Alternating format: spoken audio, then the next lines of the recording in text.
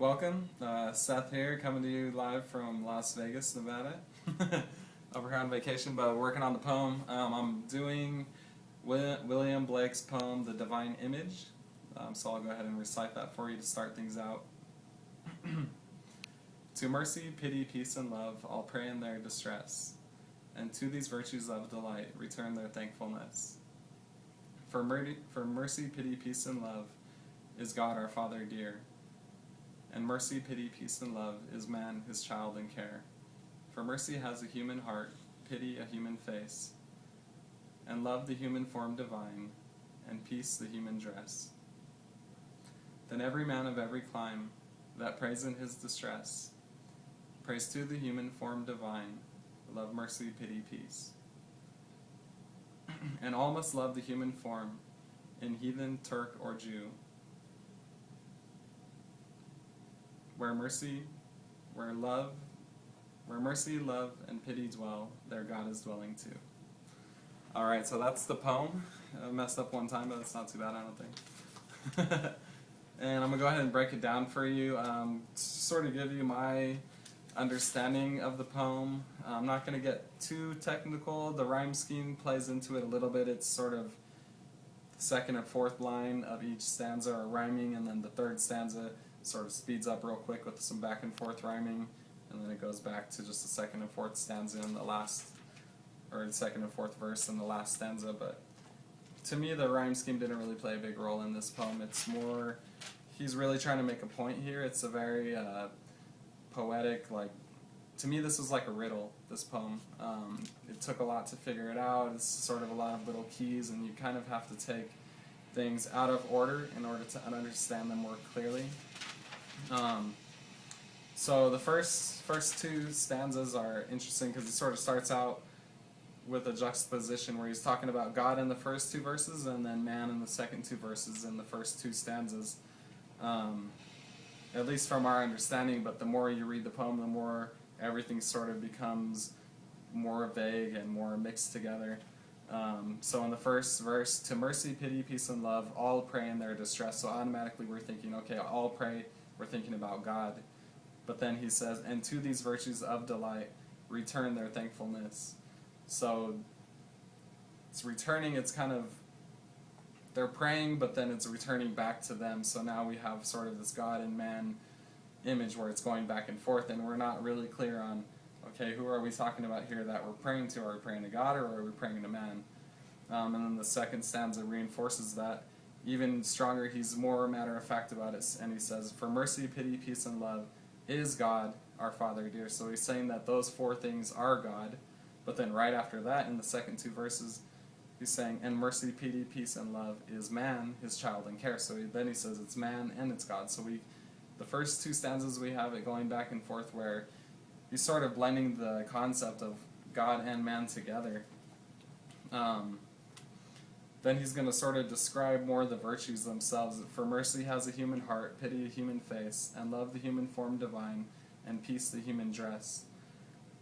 So when we think about God, we think about like constant virtues. These are always who he is, but what we're seeing here is virtues that he's talking about that man has.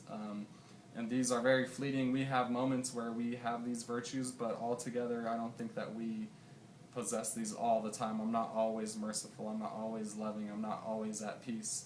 So these are things that as humans we can understand them. Only as humans, we can only understand them as a human emotion or as a human trait. You know, God is mercy, God is love, but we don't understand fully his love or his mercy. We can only understand it as a human.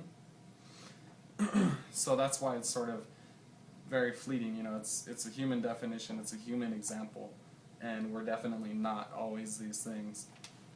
For me, at this point, it's sort of right before the fourth stanza. I was questioning, is he talking about Jesus? Because we think of Jesus as like the ultimate God-man, always perfect. You know, he would have lived the perfect life, but at the end of this poem, I didn't really see Jesus in it at all. I just sort of saw a blending of man with God. That, to me, it's quite interesting. I feel like it's gotten away from Christianity a lot. We have this very strong separation between God and man.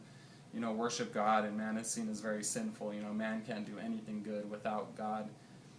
But if you really think about it, the whole story is centered around man. You know, God created man, and this whole thing that we're doing here is about us living together, working together, and I think that the poet is really hitting on that in this poem.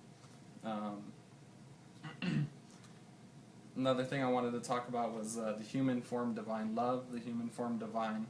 He repeats it again.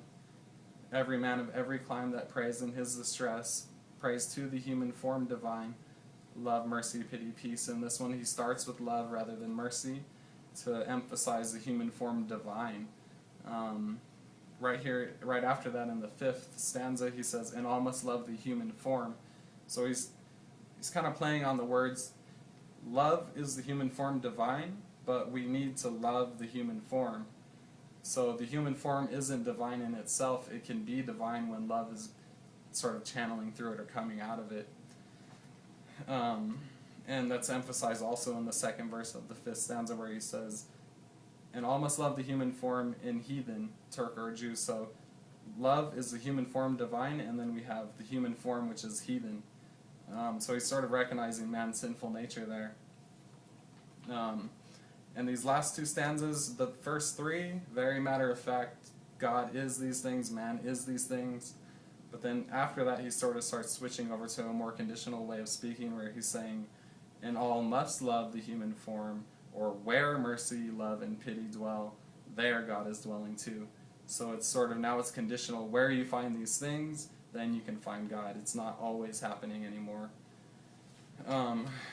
So it's a very interesting poem to me, but I feel like sort of the point that he was making, the whole summary, is just to love your fellow man is to love God. That's why when people, get saved, they don't disappear. They're still here so that they can help other people, so that they can love other people, show mercy to other people, because you've never ran into God in your daily life walking around showing people mercy, showing people love, showing people pity, giving people peace. It's always happening through a person. So he's really accentuating that point, and I think it's really powerful. And I definitely think it's something to think about. The real way to really experience God is through your fellow man and through loving others. So yeah, that's William Blake's The Divine Image. Thank you.